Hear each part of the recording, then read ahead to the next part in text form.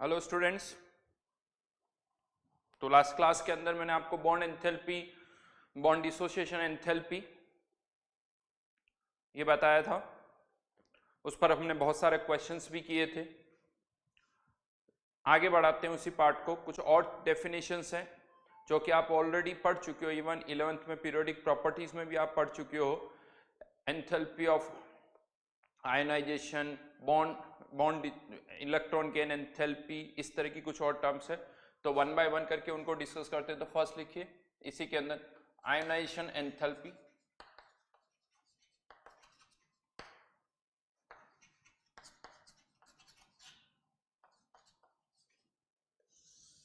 It is लिखिए, it is the enthalpy change, it is the enthalpy change when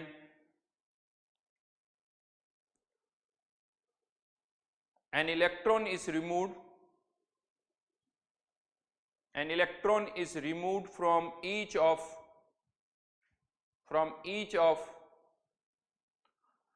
1 mole of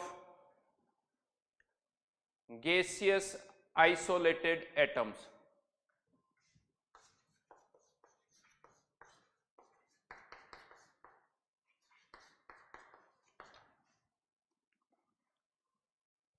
From each of 1 mole of gaseous isolated atom, अगर आप first electron remove कर रहे हो तो इसे कहा जाता है IE1। अगर एक इलेक्ट्रॉन रिमूव करने के बाद आप सेकेंड इलेक्ट्रॉन रिमूव कर रहे हो तो इसे कहा जाता है IE2। इस तरह से IE2, IE3 आप कह सकते हो। और डेफिनेट एक इलेक्ट्रॉन को आप एटम में से बाहर निकाल रहे हो जहां पर इलेक्ट्रॉन और प्रोटॉन के बीच में अट्रैक्शन है, इलेक्ट्रॉन और न्यूक्लियस के बीच में अट्रैक्शन है, तो इलेक्ट्रॉन को बाहर निकालने में आपको एनर्जी देनी पड़ेगी। तो ये वैल्यूज जो होती है वो पॉजिटिव होती है, ये वैल्यूज पॉजिटिव होती है। और एक इलेक्ट्रॉन निकालने के बाद प्लस चार्ज आ जाता है तो फर्दर इलेक्ट्रॉन निकालने में और ज्यादा एनर्जी देनी पड़ेगी। That means IE3 is always greater than IE2 and IE2 is always greater than IE1। तो ये भी हम कह सकते हैं आयोनेशन एनर्जी पॉजिटिव भी होती है और इन्हें कंपेयर भी किया, आयोनेशन एंथैल्पी पॉजिटिव भी है और इन्हें हम कंपेयर भी कर सकते हैं। राइट, कंडीशन इज ये भी एटम होना चाहिए और आइसोलेटेड गैसेस एटम, यानी एटम्स एक दूसरे से बहुत दूर दूर होने चाहिए, उनके बीच में कोई फोर्स नहीं होना चाहिए। अब हम किसी एटम में से एक इलेक्ट्रॉन को बाहर निकाल रहे हैं, उसके लिए उसको जो एनर्जी दे रहे हैं, हम ये कह सकते हैं कि अगर आइसोलेटेड गैसेस एटम्स है तो जो भी एनर्जी हम दे रहे हैं वो केवल इलेक्ट्रॉन को बाहर निकालने में काम आ रही है, वो केवल इलेक्ट्रॉन को बाहर निकालने में काम आ रही है। अगर दो एटम्स एक दूसरे के पास हुए तो हो सकता है हमने एनर्जी दी तो कुछ एनर्जी उनको दूर दूर ले जाने में भी कंज्यूम हो रही होगी। इसीलिए आइसोलेटेड गैसेस एटम, एक एटम के आसपास में और कोई और एटम नहीं होना चाहिए। तो आप कह सकते हो कि जो भी एनर्जी आप दे रहे हो वो केवल इलेक्ट्रॉन को निकालने में जा रही हो। हाँ, प्रैक्टिकली ऐसा करना बहुत मुश्किल है, कह सकते हो, बट टर्म हम इसी तरह से डिफाइन करते हैं। अब यहीं पर एक टर्म और यूज कर रहा हूं, ये तो मैंने लिखा आयोनेशन एंथैल्पी, IE।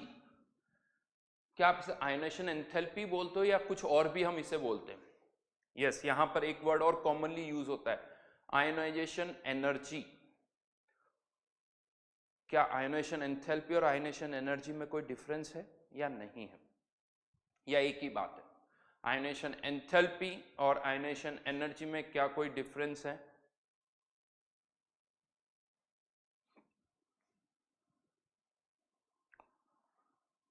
सोचो। बहुतों को लगता है कि सर वही या तो एक प्लस और एक माइनस का डिफरेंस, ऐसा, या फिर आयनेशन एंथैल्पी डेल्टा H है और आयनेशन एनर्जी डेल्टा U है। आयनेशन एंथैल्पी डेल्टा H और आयनेशन एनर्जी डेल्टा U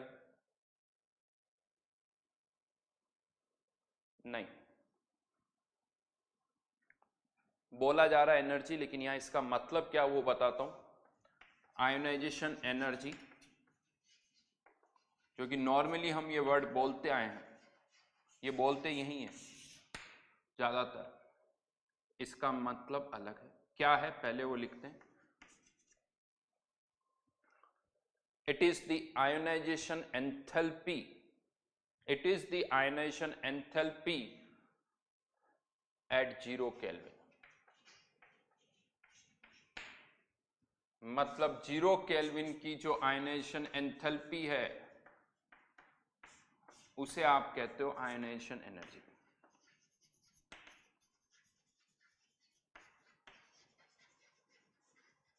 उसे कहा जाता है आयनाइजेशन एनर्जी। मतलब 0 केल्विन के डेटा को देखो, आयनाइजेशन एंथैल्पी में टेम्परेचर कुछ भी हो सकता है। अगर मैंने कहा ये IE1 है, इसका टेम्परेचर 300 केल्विन पर भी ये डेटा हो सकता है, 500 पे भी हो सकता है, 700 केल्विन पर भी हो सकता है। लेकिन आयनाइजेशन एनर्जी अगर मैं आपको बोलता हूं, अगर मैंने कह दिया कि आयनाइजेशन एनर्जी इतनी है, तो फिर टेम्परेचर पूछने की जरूरत नहीं है, क्योंकि वो फिक्स है, temperature is 0 kelvin. Ionization energy define ही 0 केल्विन पर हुई है, डिफाइन ही 0 केल्विन पर हुई है। इसीलिए यहां पर मैं हमेशा वर्ड क्या बोलता हूं, आयनाइजेशन एंथैल्पी। आपको लग रहा होगा नहीं सर अभी तक तो हम आयनाइजेशन एनर्जी पढ़ते आए, तो आपने आयनाइजेशन, वो लिखा हुआ आयनाइजेशन एनर्जी नहीं था, लिखा हुआ तो वो भी आयनाइजेशन एंथैल्पी ही था, लेकिन आप उसे आयनाइजेशन एनर्जी पढ़ते हुए आ रहे थे। इवन मैं आपको बता दूं, लास्ट क्लास में आपने नोटिस किया होगा मैंने क्या लिखा, बॉन्ड एंथैल्पी। मैंने बॉन्ड एनर्जी वर्ड यूज नहीं किया, क्योंकि बॉन्ड एंथैल्पी और बॉन्ड एनर्जी में भी यही डिफरेंस है। अगर आपने वर्ड बॉन्ड एनर्जी यूज कर लिया, मतलब वो डेटा 0 केल्विन का हो गया, मतलब वो डेटा 0 केल्विन का हो गया। आगे चल के अभी मैं और टर्म बताऊंगा, lattice enthalpy and lattice energy. Lattice energy का मतलब डेटा जो होगा वो 0 केल्विन का होगा। और अगर आप लोगों को ये बड़ा सुन के सरप्राइज हो रहा है, तो मैं आपको बता दूं कि एनसीईआरटी में बहुत अच्छी तरह से लिखा हुआ है, एक नहीं 2 जगह, पीरियोडिक प्रॉपर्टीज में भी 11th की में, और एनर्जेटिक्स थर्मोडायनेमिक्स में भी लिखा हुआ है, दोनों जगह ये लिखा हुआ है, तो सरप्राइज होने की जरूरत नहीं है। हाँ, ये अलग बात है कि हमने उस एनसीईआरटी को नहीं पढ़ा तो वो हमें लग रहा होगा, बट ये सब मेंशन है। इवन अब आप आयनेशन एनर्जी निकाल सकते हो। आप क्वेश्चन जरूर रहता सर 0 केल्विन पर डेटा कैसे मेजर होगा, ये तो प्रैक्टिकली पॉसिबल ही नहीं है। यस, प्रैक्टिकली आप आयनेशन एनर्जी नहीं निकाल सकते, लेकिन हम किसी और टेम्परेचर के डेटा को तो 0 केल्विन पर कन्वर्ट कर सकते हैं ना, किरचॉफ इक्वेशन के थ्रू। कैसे कर सकते हैं वो देख लेते हैं। किरचॉफ इक्वेशन के थ्रू कैसे करेंगे, लेट्स से ये रिएक्शन हो रही है, मुझे 0 केल्विन की आयनेशन एंथैल्पी फाइंड आउट करनी है, माइनस आयनेशन एंथैल्पी, सपोज करिए किसी T टेम्परेचर पर आपको पता है, इक्वल्स टू डेल्टा CPR, और final temperature 0, initial temperature -T, final T2 -T1। अब यहाँ पर क्या आएगा, डेल्टा CPR। यहाँ ये इंटरेस्टिंग पार्ट है, एक इंटरेस्टिंग पार्ट तो मैं बता ही चुका हूँ आपको यहाँ पर कि इन दोनों में डिफरेंस होता है, इन दोनों में डिफरेंस होता है। अब मैं एक और इंटरेस्टिंग पार्ट यहाँ पर बता रहा हूँ, क्या कहते हैं, डेल्टा CPR क्या होता है, CP of product minus CP of reactant. इसका CP क्या होगा, ए एटम है, मोनो एटॉमिक ही होगा एटम तो इसका CP क्या होगा, CV3/2R, CP 5/2R, तो इसका CP 5/2R, इसका A प्लस हुआ तो क्या हुआ, A+ का मतलब क्या हुआ, उसके अंदर में से आपने एक इलेक्ट्रॉन निकाल लिया। एटम तो अभी भी मोनो एटॉमिक ही है, एटम तो अभी भी मोनो एटॉमिक ही है, तो इसका भी CP क्या होगा, 5/2R ही होगा। वही 3 ट्रांसलेशनल डिग्रीज ऑफ फ्रीडम होगी। तो क्या डेल्टा CPR 0, इसका और इसका CP तो सेम है, नहीं 0 नहीं है, क्योंकि एक इलेक्ट्रॉन भी पार्टिकल है, इसका भी CP CV डिफाइन होता है, जैसे मोनो एटॉमिक का होता है इसका भी डिफाइन होता है, इसलिए डेल्टा CPR 0 नहीं, डेल्टा CPR 5/2R, ये फॉर्मूला है। यस, इलेक्ट्रॉन का भी CP CV डिफाइन होता है, और इससे आप 0 केल्विन की आयनेशन, 0 केल्विन पर आयनेशन एंथैल्पी निकाल सकते हो, जिसे हम क्या कहेंगे, आयनेशन एनर्जी। देखिए मैं बता तो बहुत सालों से रहा हूं, और अराउंड 6-7 ईयर से मैं बोल भी रहा हूं कि जेई में क्वेश्चन आएगा इसके ऊपर।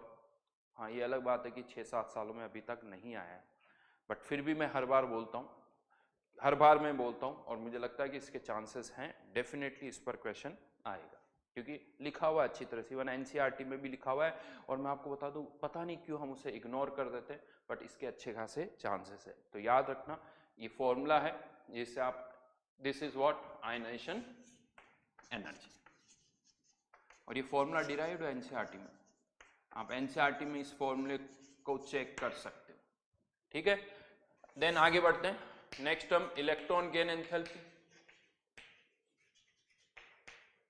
इलेक्ट्रॉन गेन एंथैल्पी लिखिए, डेफिनेशन लिखिए।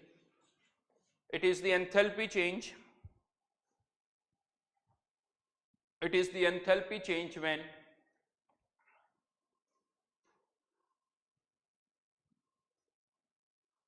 an electron is added to each of 1 mole of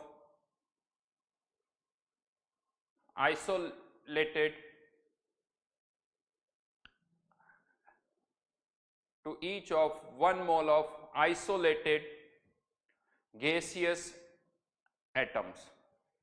यानी यहां पर अब हम इलेक्ट्रॉन ऐड कर रहे हैं, just reverse process, A minus, इसे हम कहते हैं इलेक्ट्रॉन गेन एंथैल्पी। पहला इलेक्ट्रॉन ऐड कर रहे हो तो फर्स्ट इलेक्ट्रॉन गेन एंथैल्पी, दूसरा इलेक्ट्रॉन ऐड कर रहे हो तो A2 minus, second electron gain enthalpy. लेकिन यहां पर अब प्रॉब्लम होती है, कुछ एटम्स में इलेक्ट्रॉन ऐड करने पर एनर्जी रिलीज होती है, कुछ में एनर्जी एब्जॉर्ब होती है। पीरियोडिक प्रॉपर्टीज में आप पढ़ते हो किस में इवॉल्व होती है, किस में एब्जॉर्ब होती है। ज्यादातर इवॉल्व होती है, लेकिन हाँ कह सकते हो इनर्ट गैसेस में एब्जॉर्ब होती है, और भी कुछ एलिमेंट्स है जिनमें ये एब्जॉर्ब होती है। लेकिन ये जो सेकेंड इलेक्ट्रॉन गेन एंथैल्पी होती है, एक इलेक्ट्रॉन ऐड करने के बाद जब आप सेकेंड इलेक्ट्रॉन ऐड करते हो तो इसमें तो हमेशा आपको एनर्जी देनी पड़ती है। ये हमेशा पॉजिटिव होती है क्योंकि ऑलरेडी नेगेटिव चार्ज है, ये नेगेटिव चार्ज है, रिपेल करते हैं तो ये हमेशा पॉजिटिव होगी। तो यहां पर अब हम कंपेयर नहीं कर रहे हैं, बस हाँ ये पॉजिटिव भी हो सकती है और नेगेटिव भी हो सकती है, दोनों हो सकती है, पॉजिटिव और नेगेटिव। ठीक है, नाउ यहां पर ये तो बात हो गई इलेक्ट्रॉन गेन एंथैल्पी की। अब मैं बात करूंगा, यहां पर भी एक टर्म हम और डिफाइन करते हैं। यहां पर हो सकता है आपको नहीं दिख रहा हो तो मैं फर्स्ट, ये पॉजिटिव भी हो सकती है और नेगेटिव भी हो सकती है। ठीक है, एक और टर्म हम यहां पर यूज करते हैं, electron affinity. Electron affinity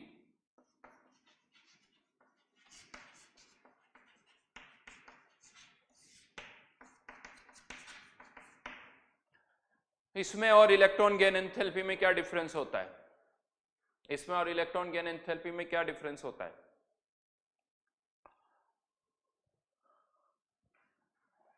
yes, यहां पर एक नहीं दो डिफरेंस होते हैं। दो डिफरेंस क्या होते हैं? तो अगर हीट इवॉल्व हो रही है, हीट इवॉल्व हो रही है तो इलेक्ट्रॉन एफिनिटी प्लस साइन के साथ होती है, जैसे कैलोरीफिक वैल्यू और एंथैल्पी ऑफ कंबशन में हमने डिस्कस किया था, वही चीज यहां पर भी है। इलेक्ट्रॉन एफिनिटी जो है उसको मैं मैथमेटिकली लिख लेता हूं, आप चाहो तो डेफिनेशन बना सकते हो। तो एक तो माइनस साइन, लेकिन इसके अलावा भी एक और डिफरेंस है, electron gain enthalpy at 0 kelvin.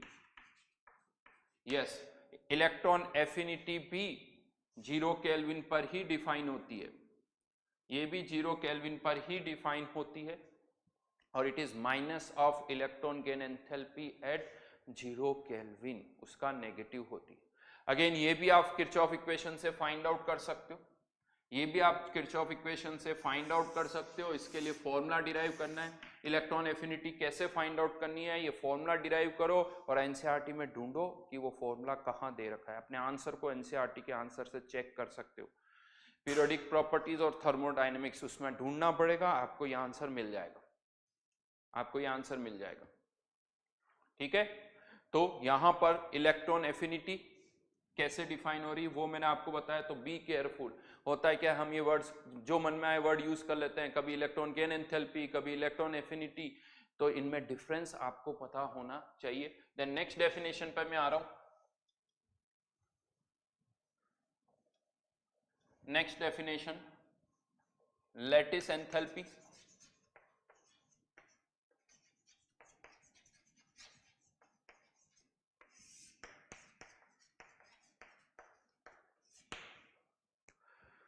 देखिए जो कोवलेंट कंपाउंड्स होते हैं उनमें बॉन्ड होते हैं, carbon carbon bond, carbon hydrogen bond, जिनको हम काउंट भी कर सकते हैं कि एक बॉन्ड है, दो बॉन्ड है, तीन बॉन्ड है।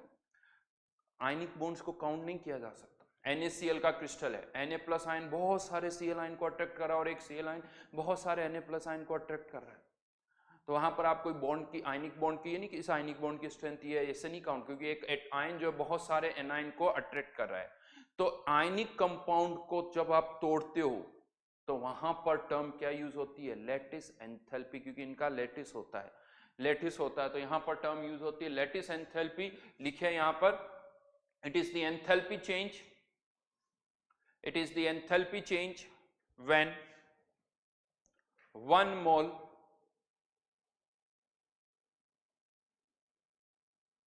mole ionic compound is converted into its constituent gaseous ions.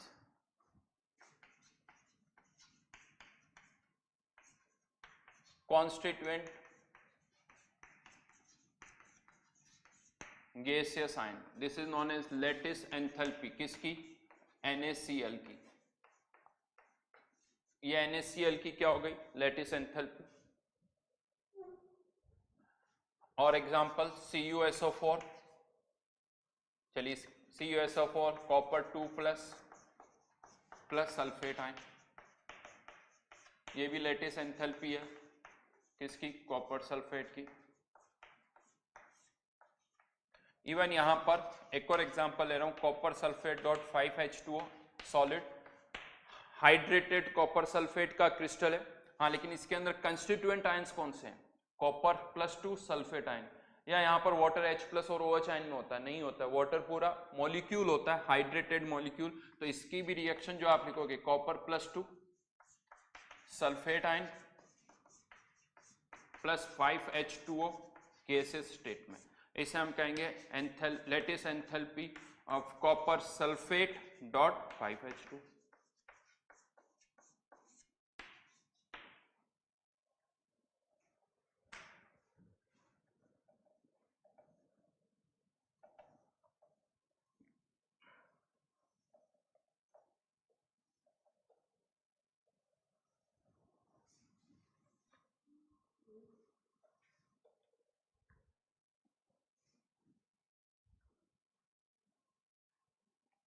तो लेटिस एंथैल्पी, लेटिस को ब्रेक कर रहे हो, ऑब्वियसली तोड़ रहे हैं, तो ये भी एनर्जी क्या होगी, पॉजिटिव होगी। लेटिस एंथैल्पी आप कह सकते हो कि ये हमेशा पॉजिटिव होगी। तो ये तीन टर्म्स बेसिकली अभी हमने यहां पर डिस्कस किए, ionisation enthalpy, electron gain enthalpy and third lattice enthalpy. इन तीनों एंथैल्पीज को हम एक साइक्लिक प्रोसेस के थ्रू रिलेट कर सकते हैं, और उस साइक्लिक प्रोसेस का नाम ऑलरेडी आपको पता है, दैट इज बॉर्न-हेबर साइकिल, जिसके थ्रू हम इन तीनों को रिलेट कर सकते हैं, और इन तीनों में से कुछ पता है तो बाकी का अननोन वेरिएबल फाइंड आउट किया जा सकता है। तो यहां पर हेडिंग डाली born-Haber cycle, born-Haber cycle. NaCl के बॉर्न-हेबर साइकिल की मैं बात करूं, NaCl का जो बॉर्न-हेबर साइकिल होता है, इसमें क्या होता है, आपको जो भी कोई आयनिक कंपाउंड है उसका एंथैल्पी ऑफ फॉर्मेशन गिवन होता है। जैसे NaCl का बॉर्न-हेबर साइकिल है तो NaCl सॉलिड का आपको एंथैल्पी ऑफ फॉर्मेशन गिवन होगा, मतलब इस रिएक्शन का डेल्टा H जो है वो आपको गिवन होगा, enthalpy of formation of NaCl आपको गिवन होगा। अब ये जो enthalpy of formation of NaCl है, इसको हम बाकी डेल्टा H की टर्म में फाइंड आउट कर सकते हैं। कैसे फाइंड आउट कर सकते हैं वो मैं बता रहा हूं। तो सबसे पहले यहां पर ये Na सॉलिड जो है, क्योंकि अल्टीमेटली जो सोडियम एटम है वो किस में कन्वर्ट हो रहा है, Na+ में, तो यहां पर हमने इसको पहले सब्लिमेट कर दिया सॉलिड से गैसेस स्टेट में, हमें Na+ चाहिए, तो अब इसको Na+ में कन्वर्ट कर दिया, ये क्या हो गया इसका आयोनाइजेशन। चाहो तो आप लिख सकते हो डेल्टा H आयोनाइजेशन, और ये एनर्जी कौन सी होगी, सब्लिमेशन। क्लोरीन की मैं बात करता हूं, तो क्लोरीन के बीच के बॉन्ड को तोड़ना होगा, हाँ, लेकिन यहां पर 1 मोल क्लोरीन नहीं है, हाफ मोल है, हाफ मोल बॉन्ड को ब्रेक करना होगा, तो यहां पर ये बॉन्ड एंथैल्पी Cl, लेकिन ये किससे मल्टीप्लाई हो जाएगी 1/2 से, तो यहाँ पर क्लोरीन के एटम्स मिलेंगे और इन क्लोरीन के एटम्स को हमें एनाइन में कन्वर्ट करना है, तो ये एनर्जी कौन सी हो जाएगी, इलेक्ट्रॉन गेन एंथैल्पी, Na+ और Cl, Na+ और Cl, और यहां पर इस NaCl सॉलिड को अगर आप इसमें कन्वर्ट करते हो Na+ और Cl यानी कंस्टिट्यूएंट गैसियस आयन, तो ये कौन सी एनर्जी हो गई, लैटिस एंथैल्पी। ये एरो इस तरफ आ रहा है इसीलिए लैटिस को तोड़ रहे हो, लैटिस एंथैल्पी। अगर यही एरो अगर आपने उल्टा बनाया होता तो ये माइनस में होती, इसके आगे माइनस साइन होता, क्योंकि लैटिस एंथैल्पी इस तरह से डिफाइन होती है। अगेन एक साइक्लिक प्रोसेस कंप्लीट हो गया, वही तरीका जो मैंने आपको पहले बताया था, क्लॉकवाइज और एंटी क्लॉकवाइज वैल्यूज को ऐड करके इक्वेट कर दो, तो यहां पर delta H sublimation, anti clockwise delta H ionization, anti clockwise half of bond enthalpy of Cl bond plus electron gain enthalpy equals to lattice enthalpy plus delta H formation. फायदा क्या है इसका बॉर्न हेबर्ट साइकिल का, तो इनमें से कोई एक अननोन अगर है तो वो आप फाइंड आउट कर सकते हो। एक्चुअली होता है क्या, ये lattice enthalpy, electron gain enthalpy, इनमें से कुछ डेटा प्रैक्टिकली फाइंड आउट करना बहुत मुश्किल होता है। तो अगर आपको कुछ वैल्यूज यहां से पता है तो कुछ और इंफॉर्मेशन यहां से निकाली जा सकती। खैर वो प्रैक्टिकल प्रॉब्लम क्या है हमें उसमें नहीं जाना है, हमें तो हाँ बस एक पता होना चाहिए बॉर्न हेबर्ट साइकिल क्या होता है, उससे रिलेटेड क्वेश्चंस कैसे करने। ये NaCl का बॉर्न हेबर्ट साइकिल मैंने बनाया, आप चाहो तो मैग्नीशियम क्लोराइड NaBr किसी का भी बना सकते हो। कॉन्सेप्ट यही है कि हाँ एक लैटिस को आप ब्रेक कर रहे हो तो इसके अंदर ionisation enthalpy, sublimation enthalpy, bond enthalpy, electron gain enthalpy, इस तरह के डेटा जो है वो यहाँ पर इन्वॉल्व होंगे। तो कुछ क्वेश्चंस इस तरह के भी इस चैप्टर में बनते हैं। यानी पहला जो एक डिस्कशन हमने किया था उसमें मेनली टर्म्स कौन सी यूज हुई थी, फॉर्मेशन, कंबशन और बॉन्ड एंथैल्पी। बहुत सारे क्वेश्चंस चैप्टर में उन पे बनते हैं, कुछ क्वेश्चंस, ज्यादा तो नहीं, क्योंकि इस पे फिक्स है, ज्यादा वेरिएशन हो नहीं सकता। एक तो डेफिनेशन सही सही पता होनी चाहिए, डेफिनेशन सही सही पता होनी चाहिए। इस पर जो क्वेश्चन बन सकता है वो तो केवल बॉर्न हेबर्ट साइकिल पर ही बन सकता है, और ज्यादा यहाँ पर वेरिएशन नहीं हो सकते हैं। ठीक है, आगे बढ़ते हैं इस चैप्टर में। और कुछ टर्म्स अब मैं यहां पर डिफाइन करने जा रहा हूं। तो इस चैप्टर के अंदर कुछ पर्टिकुलर टर्म्स अब इससे रिलेटेड है कि कोई सब्सटेंस है जिसके साथ हम वाटर मिक्स कर रहे हैं H2O, इससे रिलेटेड कुछ डेफिनेशंस अब हम यहां पर डिफाइन करने जा रहे हैं, पर्टिकुलरली वाटर से रिलेटेड। हेडिंग डालिए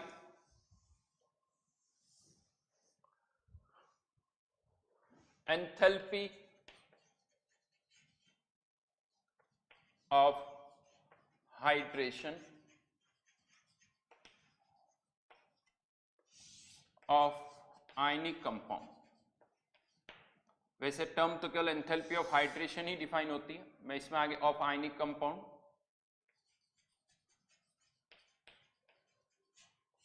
क्या है पहले इसकी डेफिनेशन लिखिए।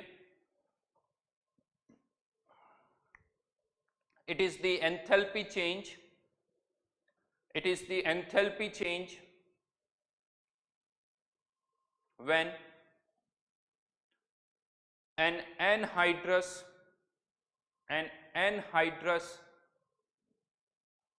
or partially hydrated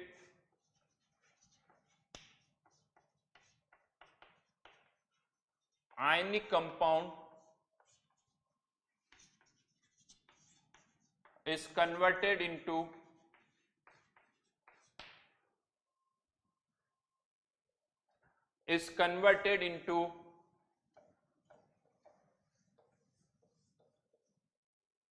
its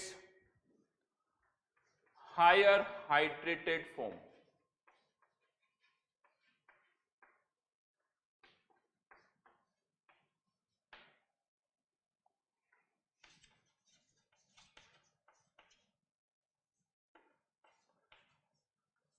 higher hydrated form, ये copper sulphate, anhydrous copper sulphate है, ये वाटर वेपर्स को एब्जॉर्ब कर लेता है, हम कहते हैं मॉइस्चर को भी ये एब्जॉर्ब कर लेता है, तो वाटर वेपर ये एब्जॉर्ब कर लेता है, ये वाटर वेपर इसके क्रिस्टल में चली जाती है, क्रिस्टल में चली जाती है, इसे हम कहते हैं हाइड्रेटेड कॉपर सल्फेट। इसमें जो एंथैल्पी में चेंज होगा उसे कहा जाता है एंथैल्पी ऑफ हाइड्रेशन। यहां पर जरूरी नहीं कि इस तरह से ही हो, CuSO4 dot 2H2O plus 3H2O, copper sulphate dot 5H2O, इसे भी आप एंथैल्पी ऑफ हाइड्रेशन कहोगे। हाँ, लेकिन ये एंथैल्पी ऑफ हाइड्रेशन किसका होगा? कॉपर सल्फेट डॉट 2H2O का। और यहां पर कह सकते हो कि वाटर मॉलिक्यूल्स क्रिस्टल के अंदर जा रहे हैं, बॉन्ड बना रहे हैं, तो यहां पर एनर्जी इवॉल्व होती है, यहां पर एनर्जी इवॉल्व होती है। किसी रेयर केस में हो सकता कि ना हो, बट इन जनरल यहां पर हम यही बोलते हैं, लिख सकते हो एक line, in general it is delta H hydration, in general it is negative. ये वैल्यू जो है नेगेटिव होती है, यानी हीट जो है वो यहां पर इवॉल्व होती है। It is an exothermic process, it is an exothermic process. Important point यह है कि यहां पर ये भी क्रिस्टल है, ये भी क्रिस्टल है, ये भी क्रिस्टल है, ये मॉइस्चर अब्सॉर्ब कर रहे हैं, मॉइस्चर अब्सॉर्ब कर रहे हैं। कॉपर सल्फेट हो सकता है, CaCl2 एनहाइड्रस, कैल्शियम क्लोराइड हो सकता है, Na2SO4 भी हो सकता है, बहुत सारे सब्सटेंस है जो कि मॉइस्चर को एब्सॉर्ब करते हैं। तो this is known as enthalpy of hydration of compound. ये आयनिक कंपाउंड है जो ये टर्म शो करते हैं, जैसे lattice enthalpy ionic compound show करते हैं, उसी तरह से एंथैल्पी ऑफ हाइड्रेशन भी आयनिक कंपाउंड ही हो सकते हैं, क्योंकि उनका क्रिस्टल होता है जो कि मॉइस्चर एब्सॉर्ब कर सकते हैं। तो ये टर्म आयनिक कंपाउंड के लिए हम डिफाइन करते हैं। नाउ अब इसी से रिलेटेड एक और टर्म है, क्या होगा अगर हम इस कॉपर सल्फेट को बहुत सारे पानी में डाल देते? जब आप कॉपर सल्फेट को, यहां पर जो वाटर अवेलेबल है वो लिमिटेड अमाउंट में, वाटर वेपर है यू कह दो, बट आपने क्या किया, कॉपर सल्फेट लिया और उसे बहुत सारे पानी में डाल दिया, तो पता क्या होगा? कॉपर सल्फेट का क्या बन जाता है? सॉल्यूशन बन जाता है, वहां पर क्रिस्टल नहीं रहता, वो कॉपर सल्फेट जो है पानी में डिसॉल्व हो जाता है, आयंस में टूट जाता है, एक सॉल्यूशन वहां पर बनता है, यहां पर जो कि अभी भी क्रिस्टल ही है। तो कॉपर सल्फेट को अगर बहुत सारे पानी में डालोगे तो वहां सॉल्यूशन बन जाएगा, फिर वहां पर जो टर्म डिफाइन होती है वो एंथैल्पी ऑफ हाइड्रेशन नहीं, उसे डिफाइन किया जाता है enthalpy of solution, enthalpy of solution. Heading डालिए,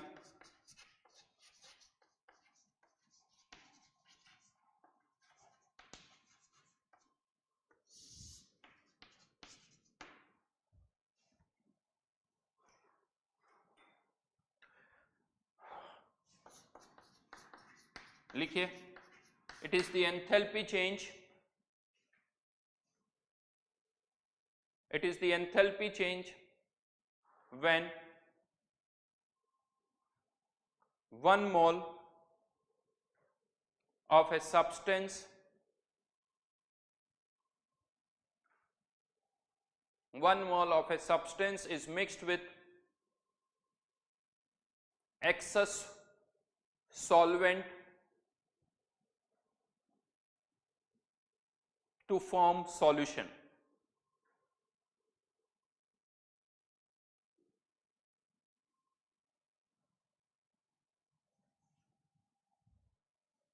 To form solution.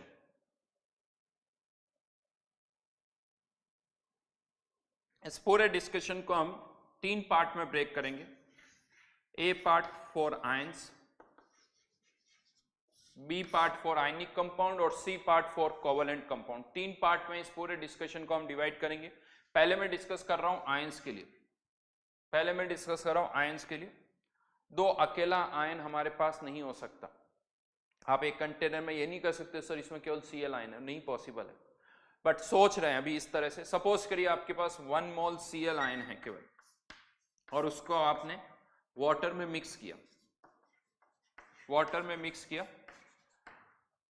Cl ion 5H2O। देखिए ये भी एक लिखने का तरीका है, किसी केमिकल रिएक्शन को लिखने का एक तरीका है। Cl आयन, यहां पर मैंने 5H2O लिखा है क्योंकि इसके 1 मोल के साथ हमने वाटर के 5 मोल्स लिए हैं। अगर आपने 10 मोल्स लिए तो 10H2O लिख सकते हो, 20 मोल्स लिए तो 20H2O लिख सकते हो। यहां पर ब्रैकेट में लिख दिया कि अमाउंट ऑफ वाटर कितनी है, 5H2O मतलब 5 मोल्स ऑफ H2O। नॉर्मली आप और हम यहाँ पर पता है क्या लिखते हैं, एक्वस। एक्वस जनरली लिखा जाता है, क्यों लिखा जाता है एक्वस, जिससे आप ये बताते हो कि हाँ सॉल्वेंट यहाँ पर वाटर है। तो कोई जरूरी नहीं कि ब्रैकेट में आप हमेशा एक्वस लिखो, आप और भी बहुत सारी इंफॉर्मेशन ब्रैकेट में लिख सकते हो, जो भी आप बताना चाहते हो, जो भी इंफॉर्मेशन आप बताना चाहते हो वो लिख सकते हो। जरूरी नहीं कि यहाँ पर इसी तरह से लिखो। यहाँ पर आप ये भी लिख सकते हो 5H2O ब्रैकेट में लिख दो 1 किलोग्राम। यस, यहाँ पर भी लिख सकते हो 5H2O 1 किलोग्राम। आप वाटर की अमाउंट बताना चाहते हो तो ये भी एक तरीका होता है। ऐसा नहीं कि मोल्स की टर्म में, आप मास की टर्म में भी लिख सकते हो, वॉल्यूम भी लिख सकते हो कि H2O 100 ml, यहाँ पर लिख दो H2O 100 ml। ये भी तरीके होते हैं जो कि हम यूज कर सकते हैं। जैसे यहाँ पर आप 5H2O Cl ऐसे भी मैं लिख सकता हूं, 10 या 100 ग्राम H2O, ये भी आप लिख सकते हो। इवन आप ऐसे भी लिख सकते हो कि Cl और जो सॉल्यूशन बना है लेट से उसकी कॉन्सेंट्रेशन मान लो कितनी आ गई 2m, या इस तरह से भी आप लिख सकते हो, जिससे हमें इंफॉर्मेशन मिल रही है, जिससे हमें यह पता चल रहा है कि हमने इसके साथ कितना वाटर मिक्स किया है, कितना वाटर मिक्स किया है, ये हमें इससे पता चल सकता है। तो कोई जरूरी नहीं कि आप ये लिखो, और अगर आप अमाउंट में इंटरेस्टेड नहीं हो तो सिंपली यहां पर Cl एक्वस लिख दो, दैट्स Cl एक्वस लिख दो। अगर आप अमाउंट बताना चाहते हो तो यहां पर इस तरह से भी लिखा जा सकता है कि 100 ग्राम H2O 5H2O Cl का जो सॉल्यूशन बना है, मान लो उसकी कंसंट्रेशन 2m है, तो आप ब्रैकेट में लिख सकते हो 2m लिख सकते हो। तो ये अलग अलग तरीके हैं। हाँ, अब वापस इस पार्ट पर आते हैं। इसके 1 मोल के साथ इसके 5 मोल्स को मिक्स किया, क्लोरीन आयन पानी में गए, इस सॉल्यूशन बनेगा, और इसे हम कह रहे हैं, क्या कह रहे हैं, एंथैल्पी ऑफ सॉल्यूशन। किसका, Cl का एंथैल्पी ऑफ सॉल्यूशन। लेकिन क्या लगता है आपको, अगर इंस्टेड ऑफ 5 मोल्स अगर मैं यहां पर 10 मोल्स वाटर के ले लूं, तो 10 मोल्स वाटर के अगर मैंने ले लिए तो तब भी हीट तो इवॉल्व होगी। लेकिन क्या कहते हो, इतनी हीट इवॉल्व होगी नहीं, क्योंकि यहां पर हो क्या रहा है, यहां पर जब आप Cl को पानी में डाल रहे हो तो ये Cl जो है वाटर मॉलिक्यूल्स को अपनी ओर अट्रैक्ट करेगा, वाटर मॉलिक्यूल्स इसकी ओर अट्रैक्ट होंगे। जितना ज्यादा पानी होगा ज्यादा वाटर मॉलिक्यूल्स इसकी ओर अट्रैक्ट होंगे, जितने ज्यादा वाटर मॉलिक्यूल्स अट्रैक्ट होंगे हीट उतनी ज्यादा इवॉल्व होगी, हीट उतनी ही ज्यादा इवॉल्व होगी। डेफिनेटली यहां पर मैं बात करूं तो ये वैल्यू नेगेटिव होगी। अगर आपने और ज्यादा पानी डाल दिया 50 मोल्स तो हीट और ज्यादा इवॉल्व होगी। लेकिन आपको क्या लगता है, इस तरह से मैं वाटर की क्वांटिटी बढ़ाता जाऊंगा तो हीट इवॉल्व और बढ़ती जाएगी, हीट इवॉल्व और बढ़ती जाएगी? नहीं। यहां पर इसको ग्राफिकली ज्यादा अच्छी तरह से मैं समझा सकता हूं। अगर हम यहां पर वाटर की क्वांटिटी को बढ़ाते जाएंगे तो धीरे धीरे क्या होगा, हीट इवॉल्व बढ़ेगी तो है, बट इसके बढ़ने की रेट कम हो जाएगी, और एक टाइम आएगा जब वो कांस्टेंट हो जाएगी। क्यों? क्योंकि अगर आपने इतना पानी डाल दिया कि जितना भी Cl का सॉल्वेशन होना है वो हो गया, जितना भी सॉल्वेशन होना है वो हो गया, क्योंकि क्या होगा, Cl के अराउंड एक लेयर बनेगी, या हो सकता है 2 लेयर या 3 लेयर बने, ये डिपेंड करेगा Cl का अट्रैक्शन कितना है। बट अब आपने मान लीजिए इतना सारा पानी डाल दिया, 50 लीटर पानी डाल दिया, अब ये पूरा अच्छा खासा सॉल्वेट हो चुका है, अब आप इससे ज्यादा पानी डालोगे तो Cl उन वाटर मॉलिक्यूल्स को अट्रैक्ट नहीं करेगा। यानी ये जो वैल्यू है वो धीरे धीरे कांस्टेंट होती जाएगी। इसे मैं, ये क्या है, एंथैल्पी ऑफ सॉल्यूशन मोड लगा दिया, क्योंकि हीट इवॉल्व हो रही है। एक्स एक्सिस पर क्या है, amount of solvent added, amount of solvent added, और जब ये अमाउंट कांस्टेंट हो जाती है, मतलब अब इससे ज्यादा पानी डालने पर और कोई चेंज नहीं होगा, तो इसे कहा जाता है enthalpy of solution, enthalpy of solution at infinite dilution, eight infinite dilution. मतलब अगर आप सॉल्यूशन को इनफाइनाइटली भी डाइल्यूट कर दोगे तो भी इससे ज्यादा एनर्जी इवॉल्व नहीं होगी। Enthalpy of solution at infinite dilution. तो धीरे धीरे ये वैल्यू जो है वो कांस्टेंट होती जा रही है, यानी यहां पर हीट इवॉल्व होगी, यहां पर थोड़ी और ज्यादा होगी, यहां पर और ज्यादा होगी। और ऐसा नहीं कि 5 मोल्स में अगर x हीट इवॉल्व हो रही तो यहां पर 2x हो जाएगी, नहीं होगी। सोच सकते हो क्यों नहीं होगी, क्यों? क्योंकि अगर आपने 5 मोल वाटर डाल दिया तो Cl आयन ऑलरेडी हाइड्रेट हो चुके हैं। अब अगर आप और पानी डालोगे तो उतना हाइड्रेशन तो नहीं होगा, क्योंकि पहले ही वो हाइड्रेट हो चुके हैं, अट्रैक्शन पहले ही वो मॉलिक्यूल्स को अट्रैक्ट कर चुके हैं। तो अब जब और पानी डालोगे वो इतने ज्यादा अट्रैक्ट नहीं होंगे। Got my point? तो ये कर्व है जो इसी चीज को डिपिक्ट कर रहा है कि हाँ धीरे धीरे ये वैल्यू कांस्टेंट होती जाएगी। तो इससे हमें क्या समझ में आता है, आप कभी भी एंथैल्पी ऑफ सॉल्यूशन का अगर डेटा बता रहे हो किसी को, तो आपको हमेशा बताना पड़ेगा कि 1 मोल Cl आयन के साथ आपने कितना पानी मिक्स किया है।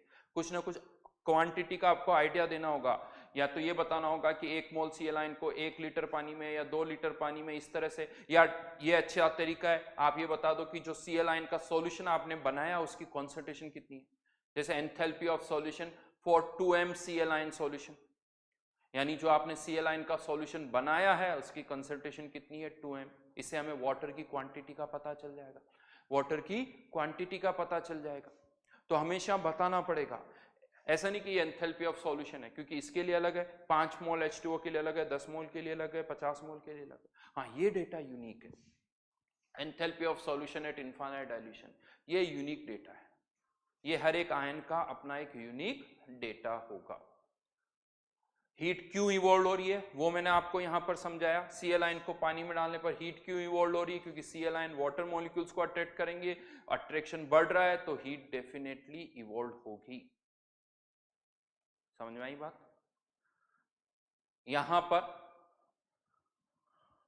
एक ये जो डेफिनेशन हमने लिखी ना, नॉर्मली बहुत कम क्वेश्चंस बनते हैं। इवन अगर आप देखोगे जेई मेंस और जेई एडवांस में भी क्वेश्चंस नहीं आए, बट मुझे पता है डेफिनेटली आने वाले सालों में मैं एक क्वेश्चन जो आपको बता रहा हूँ वो जरूर पूछा जाएगा। और ऐसा पास्ट में भी हुआ है, बहुत सारे क्वेश्चंस ऐसे हैं जो हमने 8-8 10-10 साल तक कहा कि इसके आने के चांसेस है, इसके आने के चांसेस है, नहीं आए, पूछे गए, लेकिन फिर धीरे धीरे उन पर क्वेश्चंस आए हैं। तो यहाँ पर एक अच्छा सा क्वेश्चन पूछ रहा हूँ मैं आपको, कुछ नहीं है ज़्यादा, बस इस डेफिनेशन को ढंग से सुनना है, डेफिनेशन को आपको ढंग से सुनना है, उसी पर बेस्ड एक क्वेश्चन है। लिखिए क्वेश्चन लिखिए।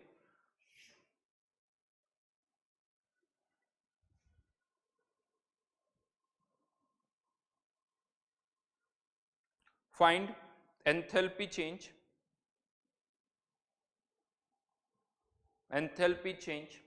When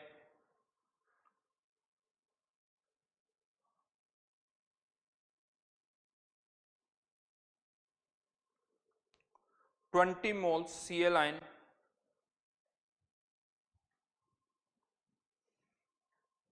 are mixed with 10 liter water। 20 moles Cl ion are mixed with, Cl ion के साथ में ब्रैकेट में गैसेस लगा दो, 20 moles Cl ion gas are mixed with 10 liter water given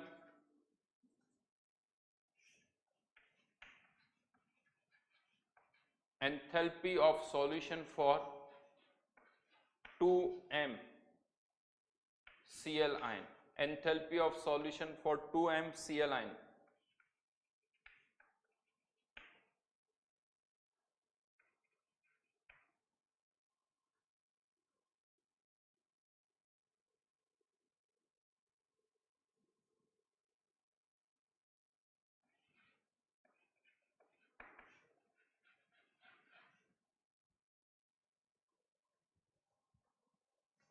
six kilo joule पर मोल, विथ हीट इवॉल्व होगी तो minus sign के साथ।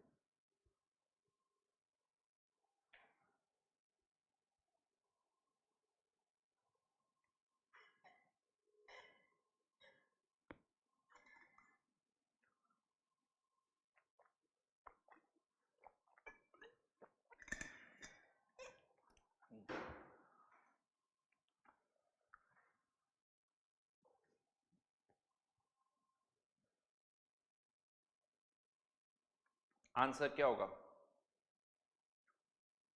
120, 60 या -6, सब माइनस में ही है। 120 भी माइनस में, 60 भी माइनस में, 6 भी माइनस में।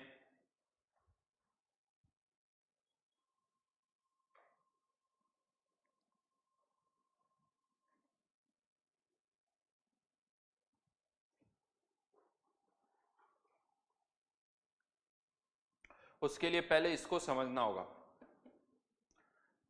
ये 6 किलो जूल हीट कब इवॉल्व हो रही है, ये कब इवॉल्व हो रही है? यहां से देखो, क्या जब हम 1 लीटर में 2 मोल Cl डाल रहे हैं, क्या 1 लीटर में 2 मोल Cl डाल रहे हैं तब? नहीं, यहां पर ये 2m कंसंट्रेशन का सॉल्यूशन बन रहा है, लेकिन जो डेफिनेशन उसे ढंग से पढ़िए, it is the enthalpy change when 1 mole solute is mixed with water to form solution. Solute क्या 1 मोल होना चाहिए, वाटर का 1 लीटर नहीं बोला मैंने, सॉल्यूट का 1 मोल होना चाहिए। यानी यहां पर इतनी हीट कब इवॉल्व होगी, जब 1 मोल Cl आयन को अब आपको कंसंट्रेशन 2m चाहिए तो पानी कितना लेना पड़ेगा, ½ लीटर।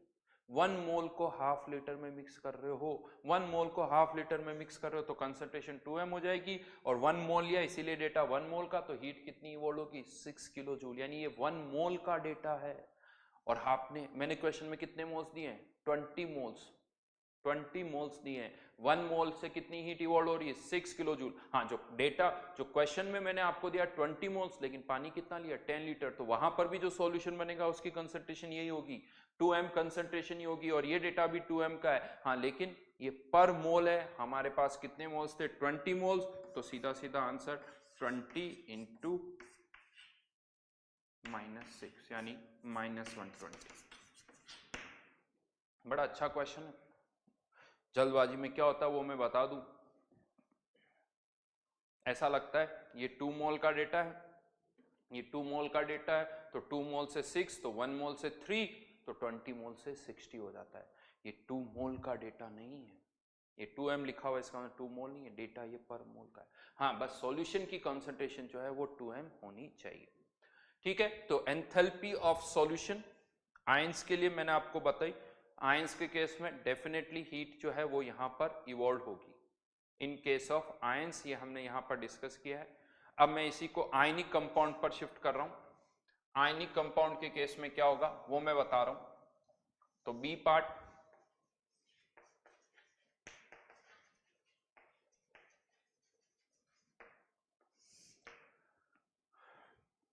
डेफिनेशन तो वही है, 1 मोल आयनिक कंपाउंड होना चाहिए। लेट्स से कॉपर सल्फेट का ही एग्जांपल ले लेते हैं। कॉपर सल्फेट को आपने पानी में डाला, अब अगर आप अमाउंट बताना चाहते हो तो यहां पर लिख दो 5 मोल, 10 मोल, 15 मोल, जो भी लिखना है, लीटर, 5 लीटर, 10 लीटर, वॉटेवर। अभी अब हम अमाउंट में इंटरेस्टेड नहीं है। हाँ, लेकिन ये जरूर है कि अमाउंट चेंज होने पर एंथैल्पी में चेंज होगा, अमाउंट चेंज होने पर एंथैल्पी में चेंज होगा। यहां पर मैंने लिख दिया H2O लिक्विड, क्या बनेगा, copper +2 aqueous sulphate ion aqueous. क्या बन गया, कॉपर सल्फेट का सॉल्यूशन बन गया है। It is enthalpy of solution, ये एंथैल्पी ऑफ सॉल्यूशन है, ये भी एंथैल्पी ऑफ सॉल्यूशन है, ये Cl आयन की और ये कॉपर सल्फेट की। लेकिन यहां पर हम इसको कॉपर सल्फेट की जो एंथैल्पी ऑफ सॉल्यूशन है, this is enthalpy of solution, इसको हम रिलेट कर सकते हैं। किससे रिलेट कर सकते हैं, इमेजिन करिए, इमेजिन करिए इसको, कॉपर सल्फेट का क्रिस्टल है, पहले आपने इसको कॉपर +2 आयन और सल्फेट आयन में तोड़ दिया, इसे हम क्या बोलते हैं, लेटिस एंथैल्पी। इसे हम क्या बोलते हैं, लेटिस एंथैल्पी। ये एज इट इज वही है, लिखना चाहो तो वापस से लिख दो एरो बना के, कोई चेंज नहीं करे। और अब कॉपर +2 और सल्फेट आयन को पानी में डाल रहे हैं, इमेजिन करो प्रोसेस को तोड़ रहे हैं, इनको हम पानी में डाल रहे हैं, क्या हो रहा है इनका, enthalpy of solution. Enthalpy of solution किसका, दोनों का, कॉपर +2 का और सल्फेट आयन का, दोनों का क्या हो रहा है, enthalpy of solution of ions. तो यहां पर एंथैल्पी ऑफ, थोड़ा कंफ्यूजन हो सकता है यहां पर आपको, ये भी एंथैल्पी ऑफ सॉल्यूशन, ये भी एंथैल्पी ऑफ सॉल्यूशन, ये एंथैल्पी ऑफ सॉल्यूशन किसका है, इनका, और ये किसका, कॉपर सल्फेट का। तो यहां पर ये लेटिस एंथैल्पी प्लस, वापस ऐसे लिख देता हूं, enthalpy of solution of ions, enthalpy of solution of ions, यही हो रहा है आयंस का। हाँ, यहां पर आपको लग रहा है थोड़ा कुछ कंफ्यूजिंग है क्योंकि ये टर्मिनोलॉजी इसी तरह से है, लेकिन अब मैं आपको एक और पॉइंट बता देता हूं। बहुतों को इसमें कंफ्यूजन होता है, ये एंथैल्पी ऑफ हाइड्रेशन में और एंथैल्पी ऑफ सॉल्यूशन में, इसमें अच्छा खासा कंफ्यूजन होता है, स्पेशली आयनिक कंपाउंड के लिए। आयन कॉपर सल्फेट की अगर मैं आपसे कहता हूं एंथैल्पी ऑफ सॉल्यूशन की रिएक्शन लिखिए, जबकि कंफ्यूजन कुछ है नहीं खास। अगर मैं कहता हूं एंथैल्पी ऑफ सॉल्यूशन की रिएक्शन लिखिए तो सॉल्यूशन बनना चाहिए। ये कॉपर सल्फेट की एंथैल्पी ऑफ सॉल्यूशन की रिएक्शन है और ये कॉपर सल्फेट की एंथैल्पी ऑफ हाइड्रेशन की रिएक्शन है। यहां कोई सॉल्यूशन नहीं बन रहा है, यहां पर क्रिस्टल है, यहां पर प्रोडक्ट CuSO4.5H2 है, जबकि यहां पर क्या बन रहा है, सॉल्यूशन बन रहा है। तो एक तो कॉपर सल्फेट की एंथैल्पी ऑफ हाइड्रेशन और एंथैल्पी ऑफ सॉल्यूशन में डिफरेंस दिखना चाहिए, ये नहीं दिखता बहुतों को, ये नहीं दिखता है अच्छा खासा। ये बार बार आपको बहुत बार रिवाइज करना पड़ेगा। आज सपोज मैंने बोल दिया 5 दिन तक याद रहेगा, 1 महीने बाद फिर भूल जाते हैं। बहुत बार अच्छी तरह से इसको याद रखना होगा, हाईलाइट करना होगा। सामने सामने डिफरेंस दिख रहा है, it is enthalpy of hydration, ये हाइड्रेशन है, कॉपर सल्फेट के क्रिस्टल में वाटर मॉलिक्यूल्स जा रहे हैं, यहां पर कॉपर सल्फेट पानी में डिसॉल्व हो रहा है। अच्छा, ये कंफ्यूजन क्यों होता है उसका भी कारण बता देता हूं। ये कंफ्यूजन क्यों होता है उसका भी कारण बताता हूं। एक्चुअली ये जो आयंस होते हैं ना, देखो आयंस के लिए तो एंथैल्पी ऑफ हाइड्रेशन का कोई मतलब ही नहीं है, क्योंकि इनका तो क्रिस्टल होता ही नहीं है, Cl का तो कोई क्रिस्टल होता ही नहीं है। तो एंथैल्पी ऑफ हाइड्रेशन टर्म केवल किसके लिए डिफाइन होती है, जिनका क्रिस्टल होता है, यानी आयनिक कंपाउंड है। तो ये आयंस के लिए एंथैल्पी ऑफ हाइड्रेशन तो कुछ होती नहीं। तो इन केस ऑफ आयंस इनकी एंथैल्पी ऑफ सॉल्यूशन को हम जनरली एंथैल्पी ऑफ हाइड्रेशन बोल देते हैं। इन case of ions enthalpy of solution को हम क्या बोल देते हैं, एंथैल्पी ऑफ हाइड्रेशन। लिख लो पहले एक line, in case of ions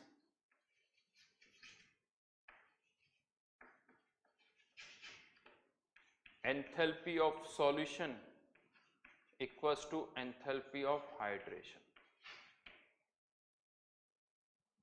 enthalpy of hydration.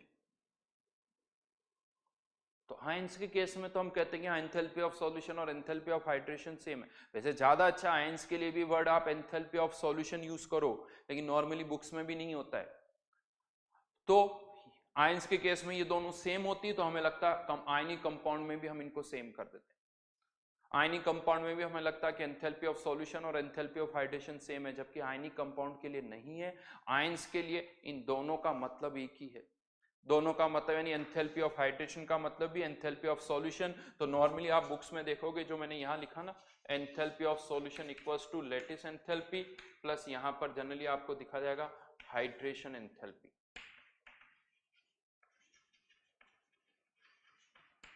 Of ions. Hydration enthalpy of ions, तो ये एंथैल्पी ऑफ सॉल्यूशन आप फाइंड आउट कर सकते हो लेटिस एंथैल्पी और हाइड्रेशन एंथैल्पी ऑफ आयंस से। और यहां पर मैं एक और चीज बता दूं, ये लेटिस एंथैल्पी तो हमेशा ही पॉजिटिव होती है और आयंस के लिए ये वाली टर्म नेगेटिव होती है, तो एक पॉजिटिव एक नेगेटिव। लेकिन in most of the cases ये एंथैल्पी ऑफ सॉल्यूशन पॉजिटिव होती है, पॉजिटिव होती है। ये मैं हर जगह आपको ये बता रहा हूं कि कौन सा डेटा पॉजिटिव होता है, कौन सा डेटा नेगेटिव होता है। तो यहां पर आप लिखिए in general enthalpy of solution is positive. कुछ केसेस होते हैं जहां नेगेटिव होती, नहीं पता करना है तो एक लाइन लिख सकते हो, इन जनरल या मोस्टली, दोनों में से कोई एक वर्ड यूज कर लो, mostly delta H solution is positive. In general का मतलब भी ज्यादातर, मोस्टली का मतलब भी ज्यादातर।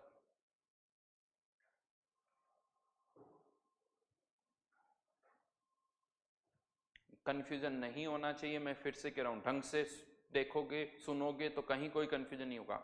आयनिक कंपाउंड कॉपर सल्फेट का केस याद रखिए, कॉपर सल्फेट के लिए एंथैल्पी ऑफ हाइड्रेशन की रिएक्शन और कॉपर सल्फेट के लिए एंथैल्पी ऑफ सॉल्यूशन की रिएक्शन।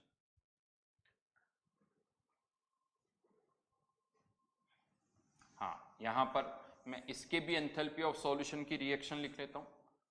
पर्टिकुलरली कोई हाइड्रेटेड सॉल्ट है CuSO4, इसको तो हटा देता हूं, CuSO4.5H2, ये भी क्रिस्टल है सॉलिड, इसको आप वाटर में मिक्स कर रहे हो, liquid, copper +2 aqueous plus sulphate ion.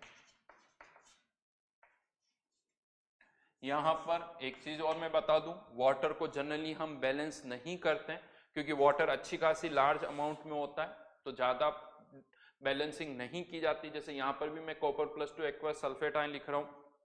यहाँ पर बहुतों को क्या लगता है, सर यहाँ पर तो 5H2O ज्यादा है, तो ठीक है उसका थोड़ा बहुत इफेक्ट होगा, लेकिन अगर ये वाटर यहाँ पर बहुत ज्यादा है, अगर आपने 1 लीटर 2 लीटर पानी ले लिया तो 1-2 लीटर पानी में तो वाटर के बहुत सारे मोल्स होते हैं, तो फिर इन 5 मोल से कोई मेजर इफेक्ट नहीं आने वाला।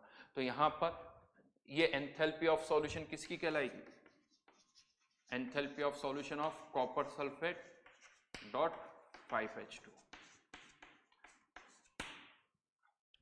देखिए यहाँ पर क्वेश्चन डायरेक्टली यही पूछे जाएंगे। हो सकता है आपको 4 रिएक्शन लिख के दे दी जाए और पूछा जाए कि बताइए इसमें enthalpy of solution of copper sulphate की कौन सी रिएक्शन है, enthalpy of solution of copper sulphate की कौन सी रिएक्शन है, ये पूछा जा सकता है। तो क्वेश्चन बहुत सिंपल से होंगे, यहाँ पर डिफरेंस पता होना चाहिए। मैं आपको पहले भी बता चुका हूं, इस चैप्टर में ज्यादातर क्वेश्चन उन्हीं पर आते हैं, enthalpy of formation, enthalpy of combustion, bond enthalpy. ये जो डेफिनेशन आज मैं आपको बता रहा हूं, इनकी डेफिनेशन सही सही आपको पता होनी चाहिए, डेफिनेशंस आपको सही सही पता होनी चाहिए, दैट्स इट। तो ये कॉपर सल्फेट डॉट 5H2, इसके भी प्रोडक्ट वही दिखेंगे, इसके भी, यानी कि सर यहाँ पानी थोड़ा कम यहाँ ज्यादा, वो होगा डेफिनेटली, लेकिन उसका इतना इंपैक्ट नहीं आएगा। तो क्वेश्चंस यहाँ पर बनते हैं, एंथैल्पी ऑफ सॉल्यूशन ये हम फाइंड आउट कर सकते हैं, हाँ लेकिन ये फॉर्मूला आयनिक कंपाउंड के लिए लगेगा। लेटिस एंथैल्पी, हाइड्रेशन एंथैल्पी, आयनिक यानी लेटिस आयनिक कंपाउंड के लिए लगेगा। आयंस के केस में तो enthalpy of solution enthalpy of solution है, उसमें आप कुछ भी किसी और तरीके से आप उसे फाइंड आउट नहीं कर सकते हो। इसी में सी पार्ट हो रहा जाता है फॉर कोवलेंट कंपाउंड।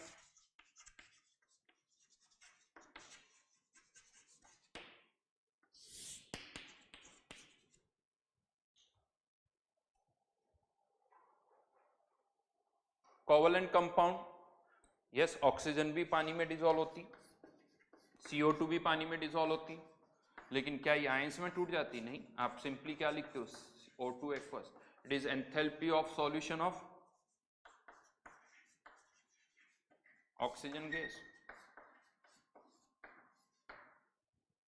ग्लूकोज पानी में डिसॉल्व होता है, उसके लिए भी enthalpy of solution term define होगी। तो इस तरह से CO2, अच्छा यहां पर हम मान रहे हैं कि केवल पानी में डिसॉल्व हो रही है, डिसॉल्व होने के बाद यहां पर कोई रिएक्शन नहीं हो रही है, अगर वो रिएक्शन हो रही है तो फिर अलग स्टोरी होगी। सॉल्यूशन यानी मिक्सचर बनना है, मिक्सचर बनना है, केमिकल कोई चेंज नहीं हो रहा है। यहां पर CO2 के CO2 एक्वस, इसे हम कहते हैं enthalpy of solution of CO2 gas. यहां पर भी आप इसको कोई लेटिस एंथैल्पी या इसमें ब्रेक नहीं कर सकते हो। और यहां पर मैं आपको बता दूं स्पेशली, अगर गैसेस को आप पानी में डिसॉल्व करते हो, गैसेस को पानी में डिसॉल्व करते हो तो इनमें इसमें हीट इवॉल्व होती है। तो एक लाइन यहां पर लिख सकते हो। अच्छा ये गैसेस कितनी डिसॉल्व होगी वो एक अलग बात है, कितनी डिसॉल्व होगी वो अलग बात है। 1 मोल ऑक्सीजन डिसॉल्व होगी या नहीं होगी वो एक अलग बात है। 1 लीटर में कितनी डिसॉल्व होगी, बट डेटा तो आप निकाल ही सकते हो, डेटा आप निकाल सकते हो, ठीक है ना। तो यहां पर एक लाइन लिख लीजिए, dissolution of any gas in any liquid, dissolution of any gas in any liquid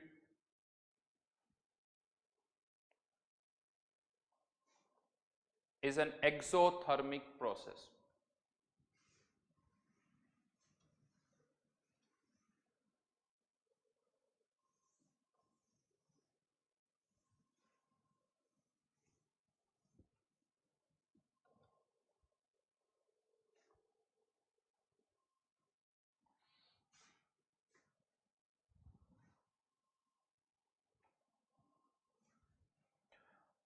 यहां पर अब एक टर्म मैं और डिफाइन करने जा रहा हूं, Cl आयन को आपने 5 मोल H2O में डाला, सॉल्यूशन बना Cl आयन 5H2, इसे हमने कह दिया एंथैल्पी ऑफ सॉल्यूशन।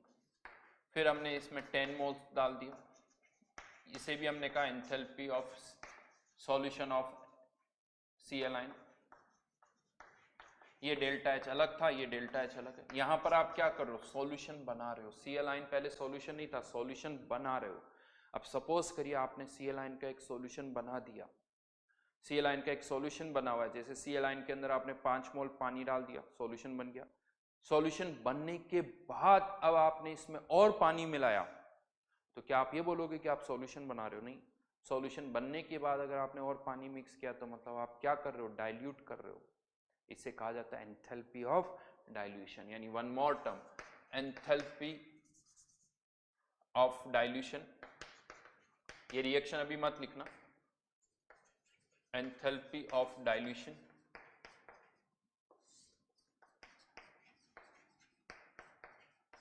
लिखो definition, it is the enthalpy change when a solution containing 1 mole solute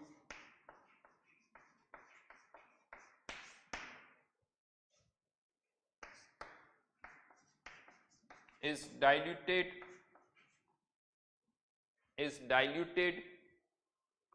from higher to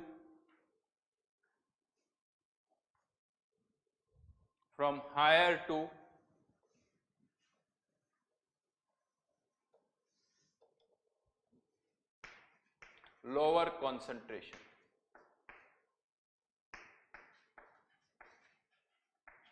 वैसे डाइल्यूशन वर्ड है तो हायर से लोअर ही होगा, higher to lower concentration.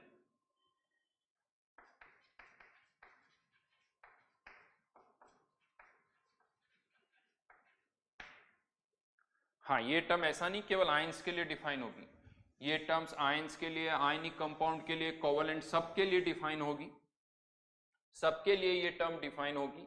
Right now आप कह सकते हो एक तरह से, इसमें से मैंने इसको सब्ट्रैक्ट कर दिया तो ये Cl(H2) इधर आ गया, Cl कैंसिल आउट हो गया, एक सॉल्यूशन था उसमें और पानी मिलाया, सॉल्यूशन बन गया, डाइल्यूट हो गया, दिस माइनस दिस कर दिया। हाँ, लेकिन ये तो मैथमेटिकल है, बट एक पॉइंट मैं बता दूं, एंथैल्पी ऑफ डाइल्यूशन हमेशा नेगेटिव होगी, इवन आयनिक कंपाउंड के लिए। जबकि आयनिक कंपाउंड के लिए एंथैल्पी ऑफ सॉल्यूशन ज्यादातर पॉजिटिव होती है, लेकिन डाइल्यूशन नेगेटिव होता है, क्योंकि अगर ऑलरेडी एक सॉल्यूशन है आयनिक कंपाउंड का तो वो आयंस में तो पहले ही टूट गया है। अब आप और पानी डालोगे तो और ज्यादा सॉल्वेशन होगा और हीट तो इवॉल्व होगी, तो enthalpy of dilution is always negative. Enthalpy of dilution is always negative.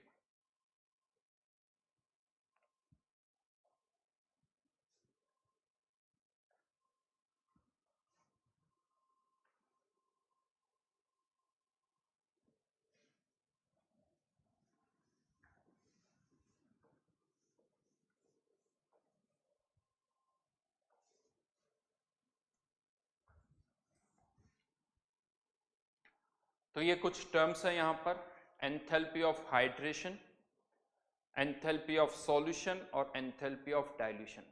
Confusion होता है इसमें, अच्छी तरह से डिफरेंशिएट करके याद करो, हाइड्रेशन, सॉल्यूशन और डाइल्यूशन। ये 3 टर्म्स मैंने आपको यहाँ पर बताई है जिनमें डिफरेंस पता होना चाहिए। फिर से कहूंगा, कोई ज्यादा क्वेश्चन तो नहीं बनते, बट एक क्वेश्चन मैं करवा देता हूँ। एक क्वेश्चन बड़ा सिंपल सा ही है वैसे। x kilojoule heat is evolve, x kilojoule heat is evolved when 1 mole iron is mixed with 1 liter solution।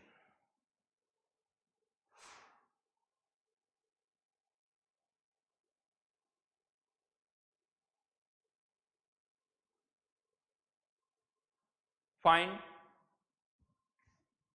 the amount of heat evolved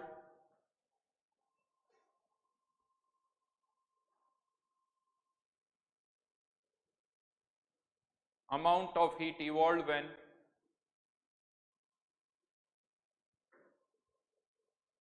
first part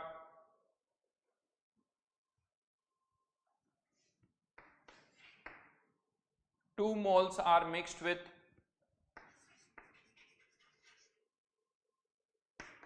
2 liter water,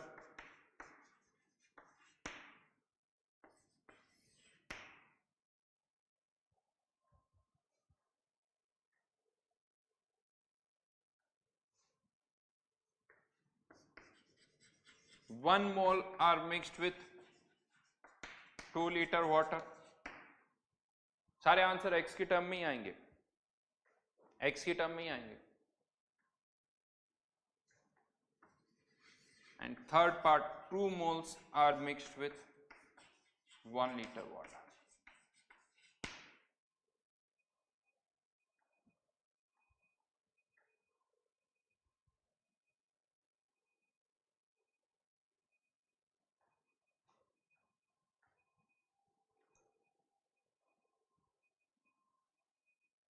answer ऐसे निकालना है आपको कि x से ज्यादा या x से कम, या पॉसिबल हो तो एक रेंज दे दीजिए, एक मिनिमम रेंज में भी आप आंसर दे सकते हैं, जैसे x से ज्यादा 2x से कम, ऐसा कुछ, या x/2 से ज्यादा x से कम, मिनिमम जो भी आप रेंज दे सकते हो, या 2x वैल्यू भी दे सकते हो, कोई बात नहीं। आपको लग रहा नहीं 2x या 3x या 4x के बराबर है तब भी ठीक है, या तो कोई वैल्यू हो या कोई रेंज हो, उसमें आपको आंसर देना, यानी आंसर आपको x की टर्म में ही देना है।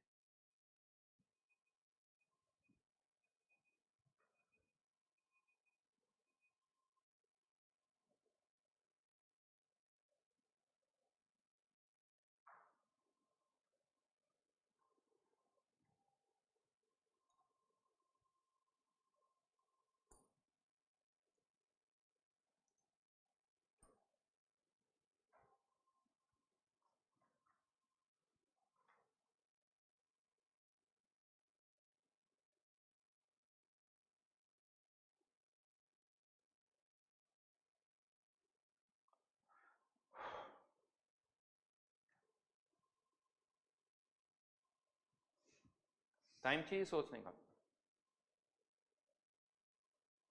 चलिए थोड़ा सोचिए, नेक्स्ट क्लास में बताऊंगा इसका आंसर क्या है। नेक्स्ट क्लास में इसी से कंटिन्यू करेंगे, कुछ और डेफिनेशंस है जो हम डिस्कस करेंगे। एंथैल्पी ऑफ न्यूट्रलाइजेशन बाकी है, और रेजोनेंस एनर्जी जो है वो अभी बाकी है। Thank you.